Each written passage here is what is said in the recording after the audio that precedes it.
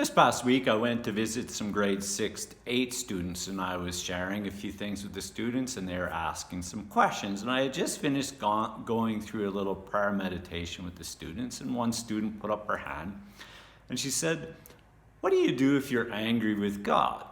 And my response was, "Well, just pray about it. Just, dear God, I'm angry. Can you please help me?"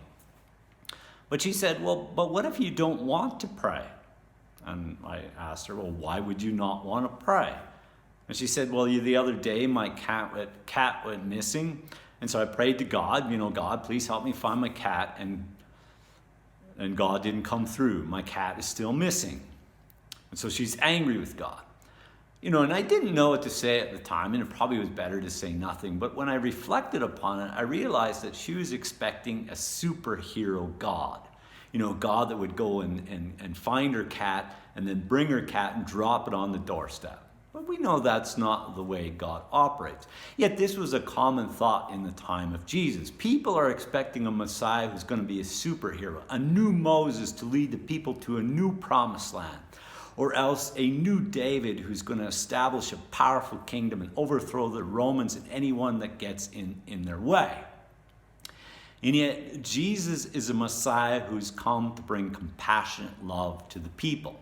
Now, why doesn't John or John's disciples believe that Jesus is a Messiah? Well, the first thing is, remember, John has gone from the wilderness to a dungeon, so he's in a state of despair. And so he's having his doubts. The other reason is John is expecting the Messiah to be a stern judge. Last Sunday's gospel, he's throwing it out there that there's going to be some fire, and this is a fire of judgment, going to come and bring judgment. In other words, going to straighten people out. Jesus doesn't seem to be doing that, and so he's questioning, "Jesus, are you the Messiah?"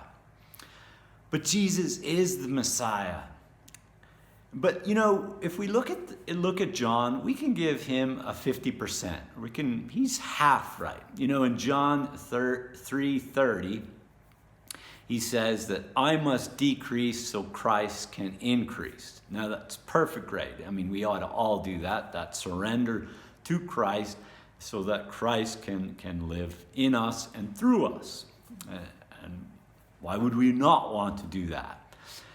And then in last Sunday's gospel, John recognizes that he's lower than a slave in relationship to the Messiah, the Christ, as we know, Jesus.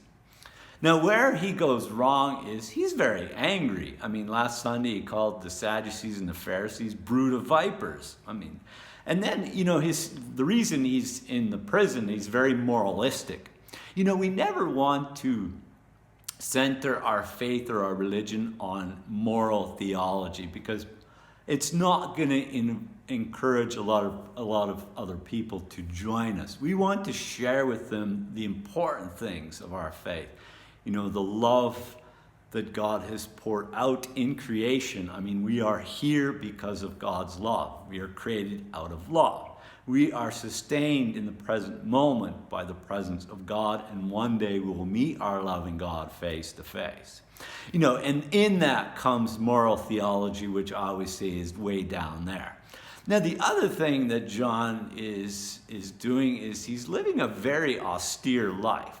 Come on, John, lighten up a little bit. Enjoy the goodness of life from time to time. That's what Jesus did. Jesus was willing to wine and dine with people. In other words, to receive love from others or to receive hospitality from others. A good example is that when Jesus goes to visit Martha and Mary. Now, in our first reading from the book of the prophet Isaiah, the prophet is making this great announcement that creation, the wilderness, will be transformed into a garden. And really, it's going to be a transformation of these people who are in exile are going to be set free. And God is going to come and save the people. And one of the ways to look at salvation is our relationship with God.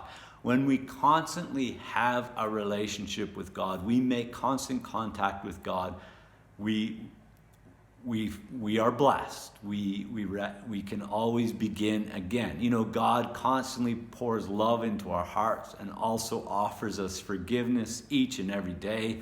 God never tires of forgiving us, and how important it is we come and receive these gifts and open our hearts, our minds to these gifts so that we can share these with others.